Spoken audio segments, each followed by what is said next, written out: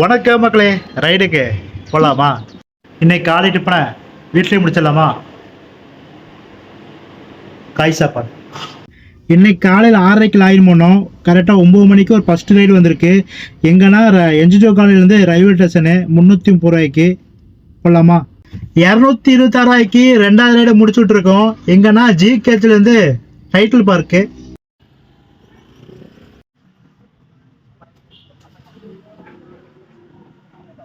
Time 1 மணி ஆச்சு. மதிய உணவை முடிச்சிடலாமா? இன்னைக்கு நம்ம வீட்டிலேருந்தே கொண்டு வந்துட்டோம்.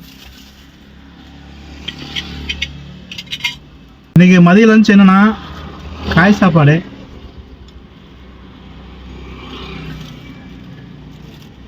₹140 5வது ரைடை முடிச்சு விட்ருக்கோம். எங்கன்னா செல்வபுரத்துலேருந்து கேஜி ஹாஸ்பிட்டலு. 7வது ரைடா ₹750 3 மணி நேரம் பேக்கேஜை முடிச்சு விட்ருக்கோம். ஓகே மக்களே, இதான் க்ளோஸ் பண்ணிக்கிறேன். வாழ்க்கைனா பொறுமை வேணும்டா அப்படின்னு சொல்லியிருக்காங்க. பொறுமையாக இருக்கலாம், ஆனால் இவ்வளோ பொறுமையாக இருக்கக்கூடாது. இவ்வளோ பொறுமையாக இருந்ததுன்னா பைத்தியம் முடிச்சு ரோட்டில் சுற்றணும். நான் இதோ க்ளோஸ் பண்ணிக்கிறேன். நீங்கள் டோட்டலாக 14 மணி நேரம் லாகின் பண்ணியிருக்கோம். 84 கிலோமீட்டர் வண்டி ஓடிருக்கோம். நீங்கள் எவ்வளோ சம்பாதிச்சிருக்கோம்னா 2207 ரூபா சம்பாதிச்சிருக்கோம். ஜிஎஸ்டி போக நம்ம கைக்கு எவ்வளோ வந்திருக்குன்னா 2022 ரூபா வந்திருக்கு. இதில் லிட்டர்ஸ் கமிஷன் எவ்வளோ போகுதுன்னா 408 ரூபா போகுது. சிஎன்ஜி எவ்வளோ கிடச்சிருக்கோம்னா 516 ரூபாய் கிடச்சிருக்கும். நீங்கள் நம்ம சாப்பாடு செலவு எவ்வளோ போகுதுன்னா 64 ரூபா போகுது.